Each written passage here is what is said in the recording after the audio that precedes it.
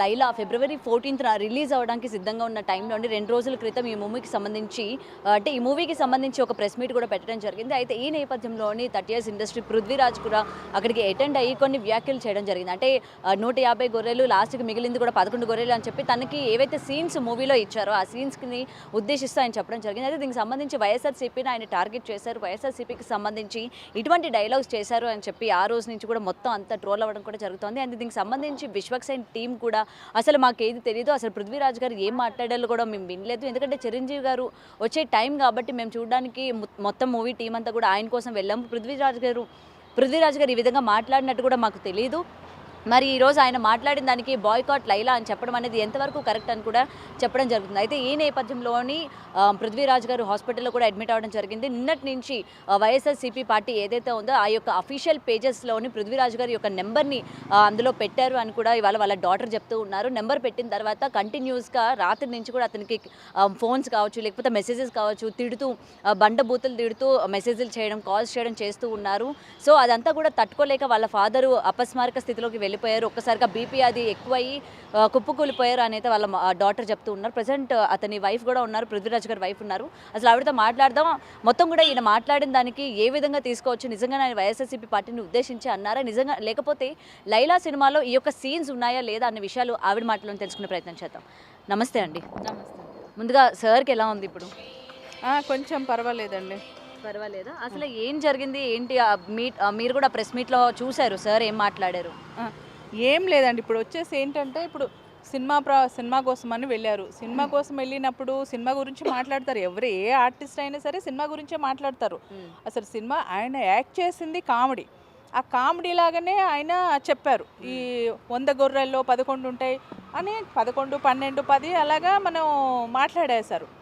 మాట్లాడిన తర్వాత అది పెద్దగా ఎవరికి అనిపించట్లేదు. అందులో అంత మనం ట్రోల్ చేసి అంత టార్గెట్ చేసే అంత పెద్ద పెద్ద మ్యాటర్స్ అక్కడ ఏమి కనపడట్లేదు. యాక్చువల్లీ ఏంటంటే చూసే వాళ్ళకి సింపుల్గానే ఉంది, కానీ వీళ్ళు ఎందుకు ఇలా ట్రోలింగ్ చేసి అది సారీ చెప్పాలి, ఆయన తప్పు చేశాడు అలాగా అని చెప్పేసి ఎందుకు మాట్లాడుతున్నారో అది వాళ్ళకే తెలియాలి, మనకైతే తెలియట్లేదు. ఆయన ఏం మాట్లాడాడు? గొర్రెలు అన్నాడు. ఇప్పుడు ట్రోల్ చేసే వాళ్ళందరూ గొర్రెలు కాదు కదా, మనుషులు. కాబట్టి గొర్రెలకు కోపం రావాలి, కానీ మనుషులకు ఎందుకు కోపం వస్తుంది? తర్వాత ఇది సినిమా గురించి మాట్లాడారు, రాజకీయం అందులో ఎత్తలేదు, అసలు ఎవరి పేరు తీయలేదు. అలాంటప్పుడు ఎందుకు ఈయన టార్గెట్ చేస్తున్నారు? అది మనం మనకి సమాధానం చెప్పాలే తప్ప ఈ మొబైల్ పట్టుకొని అందులో ఇష్టానికి రాయటం, మొబైల్ సారీ చెప్పాలని చెప్పటం, ఇది ఎంత మాత్రం కరెక్టు? మీకు దమ్ము ధైర్యం ఎవరికన్నా ఉంటే నువ్వు వచ్చేసి పృథ్వీరాజ్ గారు మీకు సారీ చెప్పండి, ఈ తప్పు చేశారని చెప్పాలి. ఈ ఫోన్ ఒకటి ఉంది కదా అని చెప్పేసి ట్విట్టర్లో అన్నిట్లలో ఫేస్బుక్లలో మీరు నోరుకు వచ్చినట్టు మాట్లాడటం, అందులో 3 గంటల నుంచి రాత్రి 3 గంటల నుంచి ఫోన్ల మీద ఫోన్లు ఎవరెవరు చేస్తున్నారో తెలియదు. అమ్మ బూతులు అంటే అసలు ఇంకా ఆడపిల్లలు వినను కూడా వినకూడదు. మీ అమ్మ అట్లాంటిది, నీ పిల్లం ఇట్లాంటిది, నీ చెల్లె ఇట్లాంటిది, నీ బిడ్డ ఇట్లాంటిది, బూతులు అంటే బూతులు. వాళ్ళు మరి కడుపుకు అన్నం తింటున్నారో గడ్డి తింటున్నారో, వాళ్ళు అసలు అమ్మ నాన్నకు పుట్టారో లేకపోతే ఎవరికి పుట్టారో మనకు తెలియదు, కానీ మనుషులు అన్నవాళ్ళు అంత బూతులు మాట్లాడుతున్నారు. అది ఎంత మాత్రం కరెక్ట్?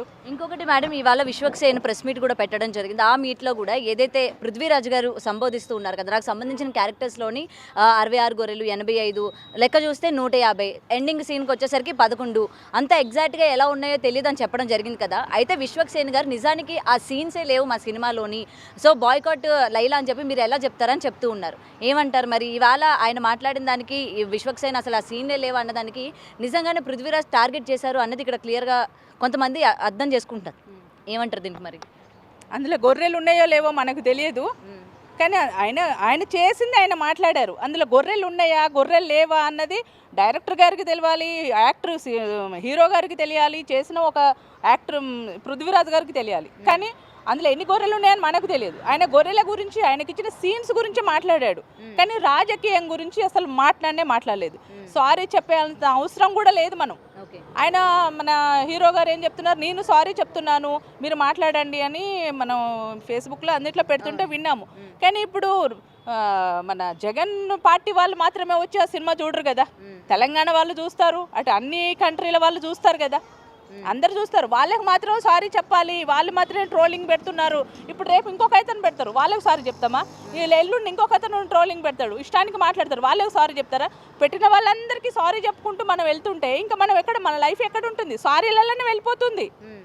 అక్కడ వచ్చేసి ఆ గొర్రెలు ఉన్నాయో లేవో మనకు తెలియదు. డైరెక్టర్ గారు కథ రాశాడు, ఇలా చేయమన్నారు, అలా చేశారు, అంతే.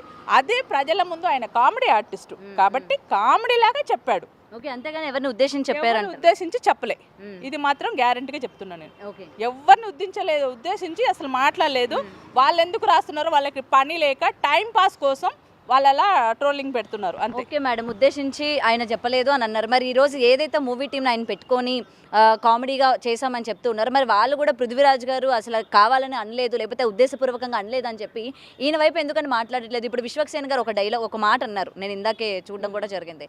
అసలు ఆ వయసుతో వస్తుంది, అతని వయసుకి అతను మాట్లాడాల్సిన మాటలకి మనం చెప్పాల్సిన అవసరం లేదు కదా, అతను కొంచెం అదుపులో పెట్టుకొని మాట్లాడాలి, అది కూడా నేను ఫీజులు ఇచ్చి ఇంట్లోని ట్రైనింగ్ సెంటర్ పెట్టి నేను చెప్పాల్సిన అవసరం నాకు లేదు కదా అని ఒక డైలాగ్ చెప్పడం జరిగింది. మరి దీనికి ఏం చెప్తారు మరి ఈరోజు? సినిమా ప్రమోషన్ చేసుకుంటున్నాడేమో అనుకుంటున్నా. ఇలాగన్నా పబ్లిసిటీ అవుతుంది కదా మూవీ. సైలెంట్గా ఒక సినిమా రిలీజ్ చేస్తే, నేను ఒక సినిమా చేశాను, సైలెంట్గా రిలీజ్ చేశాను, ఎవరు పట్టించుకోలేదు. ఇలాగ ఒకరి మీద బ్లేమ్ వేసి ఒకరిని చిన్న మ్యాటర్ని పెద్దగా చేస్తే అది ఎక్కువ పబ్లిసిటీ అయిపోతుంది. సో అందరు ఏముంది అందులో అని చూస్తారు కదా, ఇది ఒక పబ్లిసిటీ అనుకోవాలి, అంతేగాని ఇది పెద్ద మ్యాటర్ అయితే కాదు. ఓకే, కేవలం పబ్లిసిటీ ప్రమోషన్స్ కోసం. ఇప్పుడు నా సినిమా హిట్ అవ్వాలంటే పక్కతను ఒక గొర్రె, ఆ గొర్రెని బలి చేయాల, అంతే. ప్రమోషన్స్ కోసం వీళ్ళు ఆడుతున్న ఇది అని నేను అనుకుంటున్నా, అంతే. Okay okay, so present sir condition ఎలా ఉంది ఏంటి? డాక్టర్స్ ఏం చెప్పారు, ఎప్పుడు కోలుకుంటారు ఏంటన్నది? డాక్టర్ ఇప్పుడే వెళ్ళారు, మాట్లాడాను, వచ్చే వరకు చూసి చెప్తా అని చెప్పారు. ఓకే, సో ఎనీవే ఈరోజు ఏంటంటే చాలా దారుణంగా ట్రోల్ అవుతూ ఉన్నారు, ఎందుకంటే రకరకాలుగా ఇండస్ట్రీలో సంబంధించి ఆల్రెడీ దీని మీద చాలామంది కామెంట్స్ కూడా వేశారు, అటు జబర్దస్త్ కావచ్చు, ప్రతి ఒక్కరు కామెంట్స్ చేసినప్పటికీ అంత ట్రోల్ అవ్వాల. బట్ వై పృథ్వీరాజ్ గారు ఎందుకు ఈ విధంగా అన్నారు? ఆ మూవీ ప్రమోషన్లో కూడా అవసరం లేనివి ఆయన అన్నారు, ఎక్కడిదో గ్రడ్జ్ ఉంది ఆయనకి, ఈ వేదికను వాడుకున్నారు అన్న మాటలు కూడా ఇవాళ వినిపిస్తూ ఉన్నాయన్నమాట, అటు ప్రతిపక్షం నుంచి కావచ్చు. అందుకని మిమ్మల్ని అడగడం జరుగుతుంది. ఇప్పుడు అందరికీ తెలిసిందే మేడం, ఏంటంటే ఒక పృథ్వీరాజ్ గారు మాట్లాడితే ఎక్కువ ట్రోల్ అయిపోతుంది, అది చిన్నదాన్ని పెద్దగా చేస్తారు. ఇప్పుడు ఏదైనా ఒకటి పబ్లిసిటీ చెయ్యాలి అనుకుంటే ఒక పృథ్వీరాజును పట్టుకోవాలా, ఓకేనా? ఇతనైతే ఎదురు మాట్లాడతాడో అది తర్వాత మ్యాటర్, కానీ ఇతన్ని మనం ఎలాగా ఏమంటారు ఏడిపించాలి, ఎలా బాధ పెట్టాలి, అసలు వీళ్ళ ఫ్యామిలీని ఎలా లాగాలి అన్న పనిలోనే వీళ్ళు ఉన్నారు.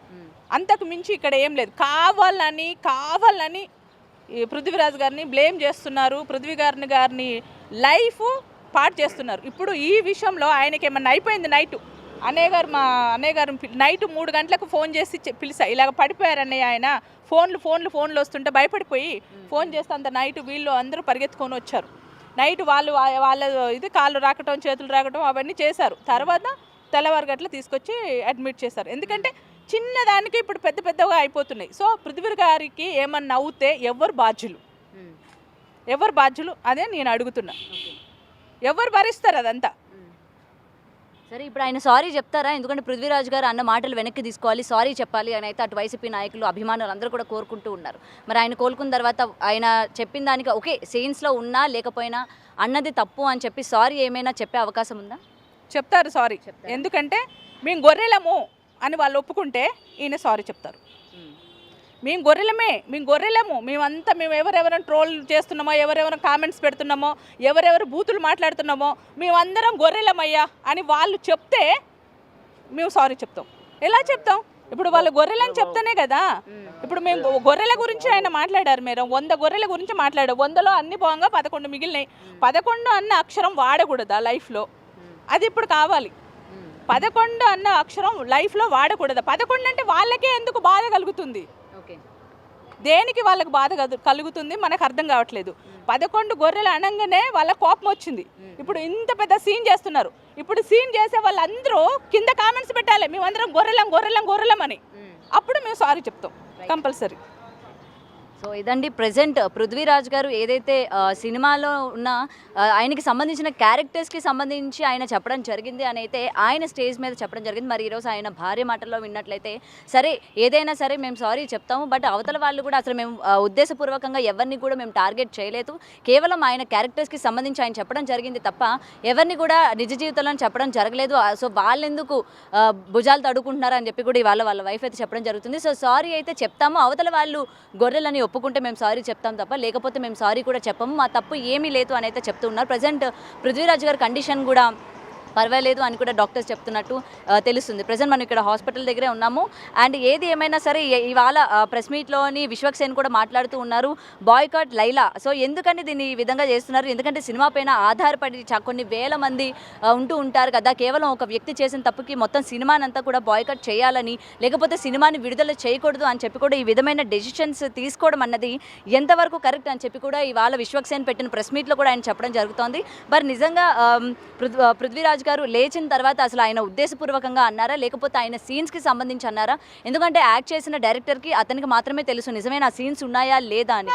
అటు డైరెక్టర్స్ విశ్వక్సేన్ని అడిగితే అసలు ఆ విధమైన సీన్స్ లేవంటారు, ఇటు సార్ ఏంటంటే సీన్ ఉన్నది కాబట్టి దాని పరంగా చెప్పడం జరుగుతోంది, ఎక్కడో సింక్ అయింది అన్నట్టు ఆయన స్టేజ్ మీద కూడా చెప్పడం జరుగుతుంది. మరి దీని అందరికీ సంబంధించి పృథ్వీరాజ్ గారు మేలుకున్న తర్వాత సారీ చెప్తారా లేదా, ఆయన ఏ విధంగా చెప్పాల్సి వచ్చింది, ఈ విధమైన కాంట్రవర్షియల్ అని కూడా ఇవాళ చాలామంది వెయిట్ చేస్తూ ఉన్నారు. చూడాలి మరి. ప్రజెంట్ సార్ అయితే బాగున్నారని అయితే వాళ్ళ వైఫ్ చెప్తూ ఉన్నారు. కెమెరామెన్ సురేష్తో గౌతమి రిపోర్టింగ్, హైదరాబాద్.